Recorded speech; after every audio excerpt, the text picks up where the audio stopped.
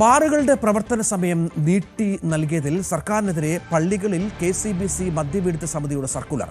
ഒരു തുള്ളി മദ്യം പോലും കൂടുതൽ അനുവദിക്കില്ലെന്ന് പറഞ്ഞവർ അധികാരത്തിലേറിയപ്പോൾ മദ്യവർജനമായി നയം മാറി.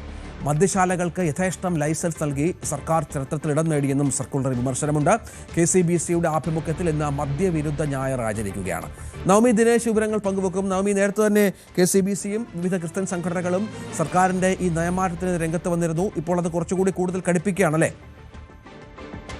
രംഗത്ത് രൂക്ഷമായ വിമർശനം തന്നെയാണ് KCBC സർക്കുലറിൽ ഉന്നയിച്ചിരിക്കുന്നത്. ഇത് സിറോ മലബാർ സഭ, ലത്തീൻ, സിറോ മലങ്കര സഭകളിലെ ദേവാലയങ്ങളിലും ഈ സർക്കുലർ വായിക്കണമെന്ന നിർദ്ദേശവുമുണ്ട്. സർക്കാരിനെ രൂക്ഷമായി വിമർശിക്കുന്നുണ്ട്. അതായത് 2016 29 ബാറുകളായിരുന്നു, ഇപ്പോൾ അത് 1000-ലേറെയായി. ഒരു തുള്ളി മദ്യം പോലും കൂടുതൽ അനുവദിക്കില്ലെന്ന് പറഞ്ഞവർ അധികാരത്തിലേറിയപ്പോൾ മദ്യവർജനമായി നയം മാറ്റി.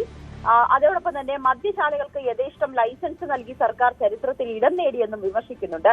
രണ്ടാമത് സർക്കാർ പൂർത്തിയാകുമ്പോൾ മദ്യശാലകളുടെ പെരും പ്രളയത്തിലാണ് സംസ്ഥാനം എന്നുകൂടി അവർ പറഞ്ഞു വെക്കുന്നുണ്ട്. അതോടൊപ്പം തന്നെ മദ്യത്തിനും മയക്കുമരുന്നിനുമെതിരെ ശക്തമായ നിലപാട് സ്വീകരിക്കുന്ന സർക്കാരാണ് ഇനി ഉണ്ടാകേണ്ടത് എന്നുകൂടിയാണ് ഈ സർക്കുലർ പറയുന്നത്. എന്തായാലും ഇന്ന് സർക്കുലർ എല്ലാ പള്ളികളിലും വായിച്ചിട്ടുണ്ട്. ഇന്ന് മദ്യവിരുദ്ധ ഞായർ ആചരിക്കുകയാണ് KCBC.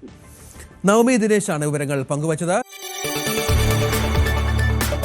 കൂടുതൽ വാർത്തകൾക്ക് News 18 Keralam YouTube channel subscribe ചെയ്യുക.